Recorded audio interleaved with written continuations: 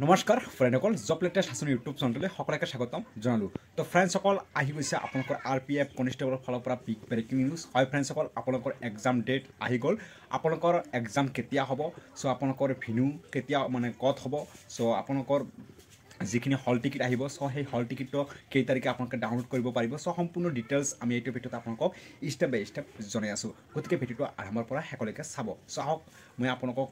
RPF কনষ্টেবলৰ যিখিনি official website আছে সেই অফিচিয়েল ৱেবছাইটত আপোনালোকক লৈ গৈছোঁ আৰু আপোনালোকে তাত গৈ ফ'ল' কৰিব চ' আপোনালোকক আমি সম্পূৰ্ণ ডিটেইলছ দেখাম যে আপোনালোকৰ ভেন্যু মানে আপোনালোকৰ এক্সাম ক'ত হ'ব চ' আপোনালোকৰ এক্সাম ডেট কেতিয়া বা আৰু আপোনালোকৰ এডমিট কাৰ্ড কেতিয়া লাভ কৰিব মানে অৰ্থাৎ হল টিকেট যিখিনি এডমিট কাৰ্ড আছে সেই এডমিট কাৰ্ড কেতিয়া লাভ কৰিব চ' সম্পূৰ্ণ ডিটেইলছ বা প্ৰচেছ আমি আপোনালোকক দেখুৱাই আছোঁ চ' আহক আমি RPF যিখিনি কনষ্টেবলৰ অফিচিয়েল ৱেবছাইট আছে সেই অফিচিয়েল ৱেবছাইটত আমি আপোনালোকক লৈ আছোঁ তো ফ্ৰেণ্ডসকল এইখিনি হৈছে RPF constable admit card check তাৰ ডিটেইলছ চ' সম্পূৰ্ণ ডিটেইলছ আমি আপোনালোকক এইটো ভিডিঅ'ত ষ্টেপ বাই ষ্টেপ জনাই আছোঁ আৰু আপোনালোকৰ যিখিনি RPF কনষ্টেবলৰ এডমিট কাৰ্ড অৰ্থাৎ 2024ত আপোনালোকৰ যিখিনি এপ্লাই হৈছে সেইখিনি চ' ৰিচেণ্টলি আপোনালোকে এপ্লাই যিখিনি হৈছে সেইখিনি চ' ষ্টেপ টু ডাউনলোড আপোনালোকৰ হল টিকেট চ' আপোনালোকক মানে কেনেকৈ এডমিট কাৰ্ড ডাউনলোড কৰিব লাগিব আৰু আপোনালোকৰ এডমিট কাৰ্ড ডাউনলোড কৰোঁতে কি লাগিব চ' সম্পূৰ্ণ ডিটেইলছ আমি আপোনালোকক দেখুৱাইছোঁ চ' প্ৰথমে আপোনালোকে চাওক ইয়াত যিখিনি আমাৰ RPF কনষ্টেবলৰ যিখিনি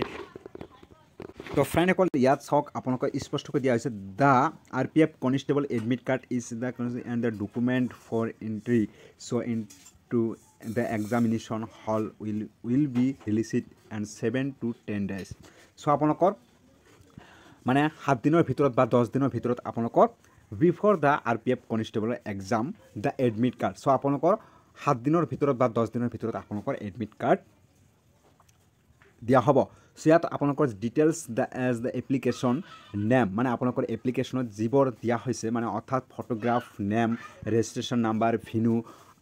and more the application so' আপোনালোকৰ মানে যিখিনি আপোনালোকৰ হল টিকেট ডাউনলোড কৰিব চ' ইয়াত আপোনালোকৰ ফাদাৰ নেম দেখিবলৈ পাব আপোনালোকৰ ফটো দেখিবলৈ পাব ৰেজিষ্ট্ৰেশ্যন নাম্বাৰ দেখিবলৈ পাব আৰু আপোনালোকৰ ভেন্যু দেখিবলৈ পাব চ' মানে আপোনালোকৰ এক্সাম ক'ত হ'ব চ' নেক্সট হৈছে আপোনালোকৰ যিখিনি মানে এপ্লিকেশ্যন ৱেটিং for the RPF constable hall ticket device and the check this so' মানে আমাৰ যিখিনি RPF কনষ্টেবলৰ যিখিনি লেটেষ্ট আপডেট আহি আছে চ' সেইখিনি আপোনালোকৰ বাবে বহুত ভাল খবৰ কাৰণ latest update release the admit card so' অতি সোনকালে আপোনালোকৰ এডমিট কাৰ্ড ডাউনলোড কৰিব পাৰিব আৰু এইখিনি কি কৈছে ডাইৰেক্টলি প্ৰভাইড কৰিব আপোনালোকৰ যিখিনি RPF কনষ্টেবল অফিচিয়েল ৱেবছাইট আছে চ' ইয়াত চাওক provide a direct link to download RPF constable so' হয় আপোনালোকৰ ডাইৰেক্ট প্ৰভাইড কৰিব চ' এতিয়া হৈছে আপোনালোকৰ তো ফ্ৰেণ্ডসকল এতিয়া আপোনালোকৰ RPF কনষ্টেবলৰ admit card over the table এখন দিয়া হৈছে চ' সেইখিনি আপোনালোকে aspirants who have the applied for the RPF constable recruitment 2024 can refer to the overview table below' for more information on the RPF constable admit card so' এখন table দিয়া হৈছে চ' সেই টেবলত আপোনালোকৰ সম্পূৰ্ণ ডিটেইলছ চাব পাৰিব ইয়াত চাওক আপোনালোকৰ যিখিনি আপোনালোকৰ পষ্ট নেম আছিল চ' ৰেলৱে প্ৰটেকশ্যন ফ'ৰ্চ অৰ্থাৎ কনষ্টেবল চ' ইয়াত আপোনালোকৰ যিখিনি ভেকেঞ্চ দিয়া হৈছিল চ' ইয়াত 4208টা ভেকেঞ্চ দিয়া হৈছিল আৰু RPF কনষ্টেবল এক্সাম ডেট ইয়াত চাওক টু বি নটিফাইড মানে এতিয়ালৈকে এক্সাম ডেট দিয়া নাই চ' আৰু আপোনালোকৰ যিখিনি RPF constable admit card to be released soon so' আপোনালোকৰ অতি সোনকালে মানে যিহেতুকে ৰিলিজ চন দেখুৱাই আছে চ' গতিকে আপোনালোকৰ 10 ডে বা 7 ডেৰ ভিতৰত আপোনালোকৰ এডমিট কাৰ্ডখিনি ডাউনলোড কৰিব পাৰিব আৰু তাৰপিছতে আপোনালোকৰ এক্সাম ডেট দিয়া থাকিব বা আৰু ভেন্যু দিয়া থাকিব ক'ত আপোনালোকৰ এক্সাম হ'ব আৰু কিমান তাৰিখে হ'ব চ' সেইখিনি এডমিট কাৰ্ডত আপোনালোকৰ লিখা থাকিব নেক্সট হৈছে আপোনালোকৰ এডমিট কাৰ্ড ডাউনলোড কৰিব পাৰিব অনলাইনৰ মাধ্যমে ঠিক আছে ফ্ৰেণ্ডসকল চ' এতিয়া হৈছে আপোনালোকৰ আৰু এটা বহুতে মোক ফ্ৰেণ্ডে কমেণ্ট কৰিছে আৰু এটা কথা যে যিসকলে মানে এপ্লাই কৰিছে অৰ্থাৎ মানে আপোনালোকৰ পে' কৰিব পৰা নাই চ' এনেকুৱা ছাৰ্ভে প্ৰব্লেম হৈছিল মানে যেতিয়া মানে বহুতে এপ্লাই কৰিছিল তেতিয়া ছাৰ্ভে প্ৰব্লেম হৈছিল অফিচিয়েল ৱেবছাইটৰ তেতিয়া মানে বহুতে পে'মেণ্ট কৰিব পৰা নাই চ' তেওঁলোকৰ কি হ'ব চ' তেওঁলোকৰ মানে কি এখন আপডেট আহিছে চ' সেই আপডেটটো আমি নেক্সট ভিডিঅ'ত আমি আপোনালোকক জনাওঁ যে আপোনালোকৰ মানে এটা পে'মেণ্টৰ কোনো অপশ্যন দিয়া নাই অৰ্থাৎ কিবা এটা আপোনালোকৰ আপডেট আহিছে চ' আমি আপোনালোকক দেখুৱাই আছোঁ আৰু যিসকলে মানে ফটো বেকগ্ৰাউণ্ডটো মানে বেলেগ দিছে চ' সেইখিনি মানে কি হ'ব চ' একো নাই চ' আপোনালোকৰ এপ্লাই একচেপ্ট হৈছে আপোনালোকৰ এডমিট কাৰ্ড আহিবই চ' নেক্সট হৈছে RPF কনষ্টেবল এক্সাম ডেট ইয়াৰ টু বি দ্য এনচাৰ ইয়াত দিয়া হৈছে আপোনালোকে নিশ্চয় দেখিবলৈ পাইছা চ' তাৰপিছত আপোনালোকৰ প্ৰথমে আপোনালোকৰ CBT টেষ্ট হ'ব অৰ্থাৎ কম্পিউটাৰ বেচিক টেষ্ট হ'ব এখন আৰু আপোনালোকৰ ৰিজাল্ট দিয়া হ'ব কম্পিউটাৰ বেচিক টেষ্টৰ যিখিনি ৰিজাল্ট দিব তাৰপিছত আপোনালোকৰ মানে ডেট হ'ব আপোনালোকৰ ফিজিকেল অৰ্থাৎ PET এণ্ড PMT চ' আপোনালোকৰ মানে ফিজিকেল ষ্টেণ্ডাৰ্ড টেষ্ট হ'ব আৰু আপোনালোকৰ ফিজিকেল মেডিকেল টেষ্ট হ'ব এখন চ' তাৰপিছতহে আপোনালোকৰ ফাইনেল মেৰিট লিষ্ট দিয়া হ'ব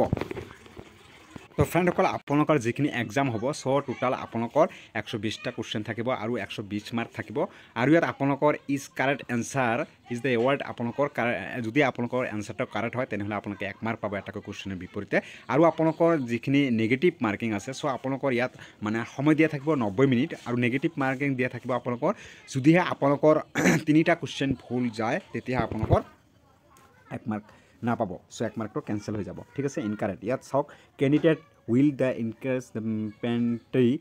of 1 to 30 mark for is incorrect answer ঠিক আছে তো ফ্ৰেণ্ডসকল আপোনালোকৰ যিখিনি এক্সাম হ'ব চ' ইয়াত আপোনালোকৰ জেনেৰেল ইংলিছ এণ্ড ৰিজনিঙত আপোনালোকৰ 35 মাৰ্ক থাকিব আৰু 35টা কুৱেশ্যন দিয়া থাকিব নেক্সট হৈছে আপোনালোকৰ বেচিক দ্য অট'মেটিক চ' সেইখিনিত আপোনালোকৰ 35 এণ্ড 35 মাৰ্ক থাকিব নেক্সট হৈছে জেনেৰেল এণ্ডুৰেঞ্চ চ' ইয়াত থাকিব 50টা কুৱেশ্যন আৰু 50 মাৰ্ক দিয়া থাকিব চ' আপোনালোকে নিশ্চয় বুজিব পাৰিছা এতিয়া হৈছে আপোনালোকৰ এডমিট কাৰ্ড কেনেকৈ ডাউনলোড কৰিব চ' এডমিট কাৰ্ড ডাউনলোড কৰিবলৈ হ'লে ইয়াত আপোনালোকে চাওক what information is the in the RPF constable hall ticket so' আপোনালোকে এডমিট কাৰ্ড ডাউনলোড কৰিবলৈ হ'লে ইয়াত আপোনালোকে স্পষ্টভাৱে দিয়া হৈছে আপোনালোকৰ যিখিনি কেণ্ডিডেট নেম দিয়া হৈছে so' candidate name registration number roll number so' সেইখিনি আপোনালোকৰ দিলে আপোনালোকে এডমিট কাৰ্ড ডাউনলোড কৰিব পাৰিব আৰু ডেট অফ বাৰ্থ দি ঠিক আছে ফ্ৰেণ্ডসকল তো ফ্ৰেণ্ডসকল এইটো কোনো ধৰণৰ ফেক নহয় চ' ডাইৰেক্টলি আপোনালোকৰ 7 ডে অৰ্থাৎ 10 ডেৰ ভিতৰতে আপোনালোকে এডমিট কাৰ্ড মানে এডমিট কাৰ্ড ডাউনলোড কৰিব পাৰিব চ' আজি ভিডিঅ' ইয়ালৈকে যদি ভিডিঅ'টো ভাল লাগে তেনেহ'লে প্লিজ লাইক কৰিব আৰু আপোনালোকৰ বন্ধু বান্ধৱীসকলৰ মাজত শ্বেয়াৰ কৰিব এই ভিডিঅ'টো যাতে সোনকালে তেওঁলোকে গম পায় যে আমাৰ CBT টেষ্ট হ'ব আমাক